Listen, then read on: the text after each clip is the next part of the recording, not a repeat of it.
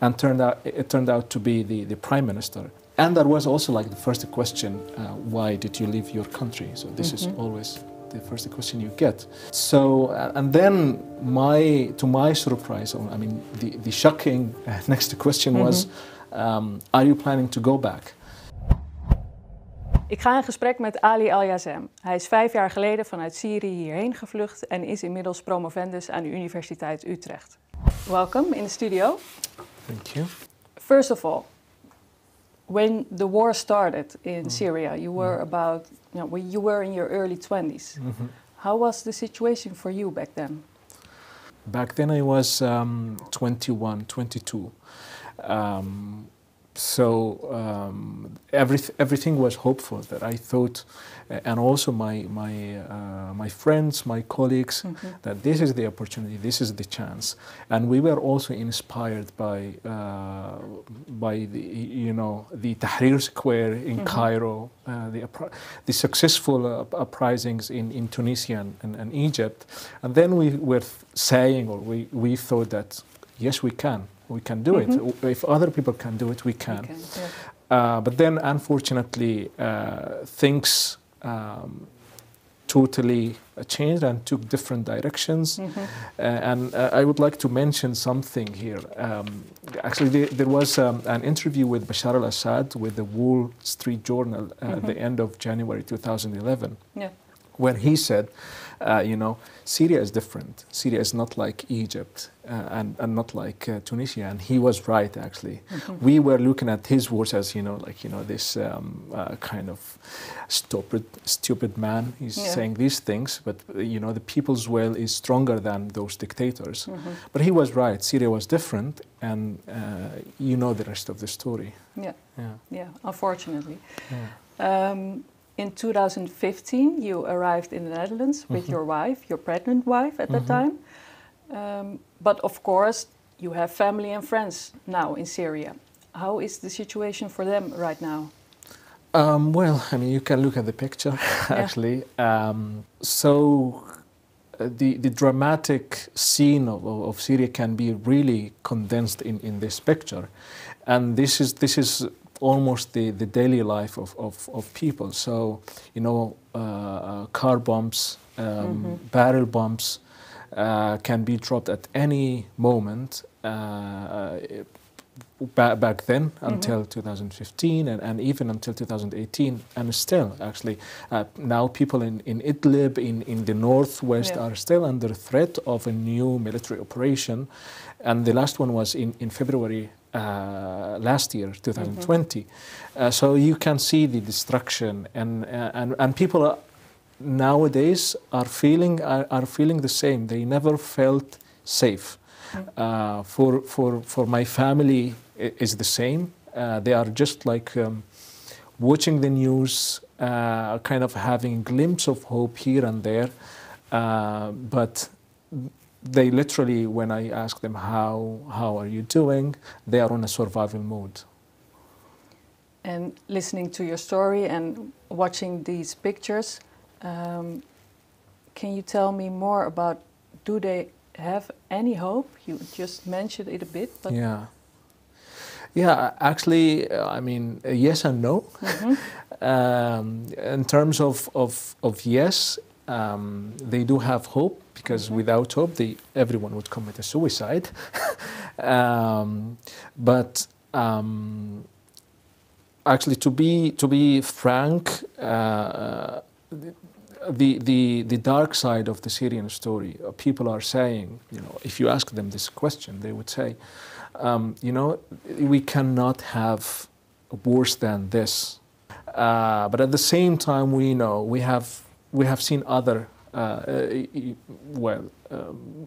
like stories from history that war never continue for forever.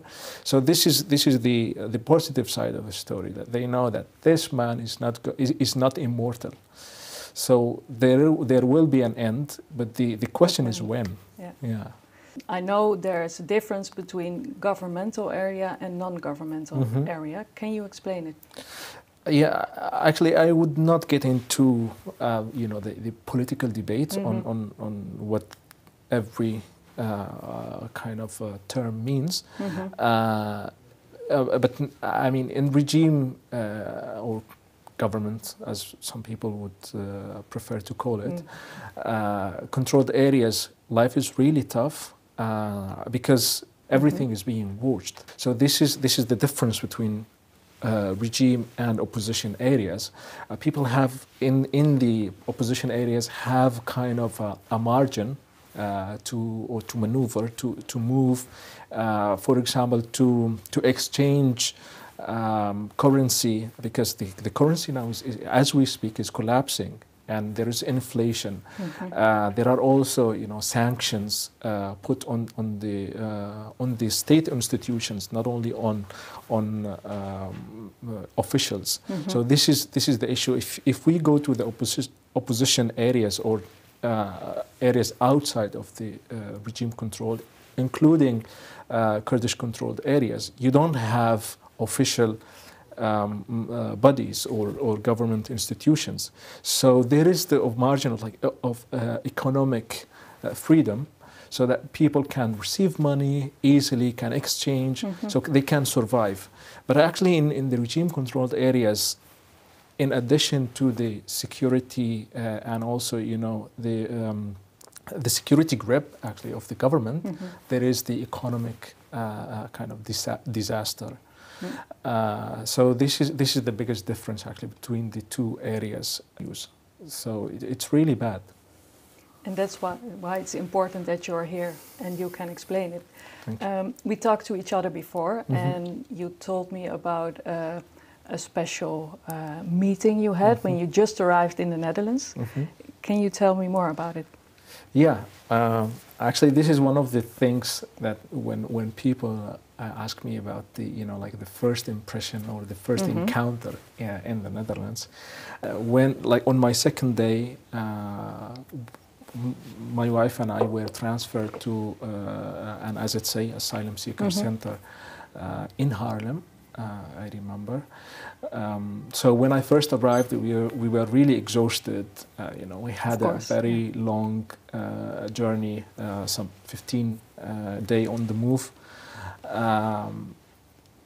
and I was asked, because when I first had a conversation with the reception, they asked me if I would be happy to talk to an official who was visiting that center, and it turned out to be the Prime Minister.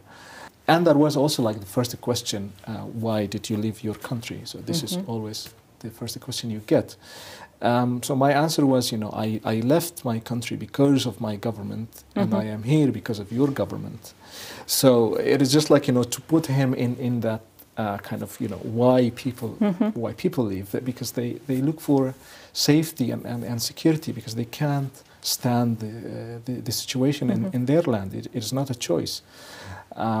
So and then to my surprise, the shocking next question was, are you planning to go back? So that was a kind of really, as I said, an eye opener, and also a cultural shock in the negative way. Of how come it's if you look around, those people have just arrived. They have been living in a miserable life, and they are not here, on vacation. No.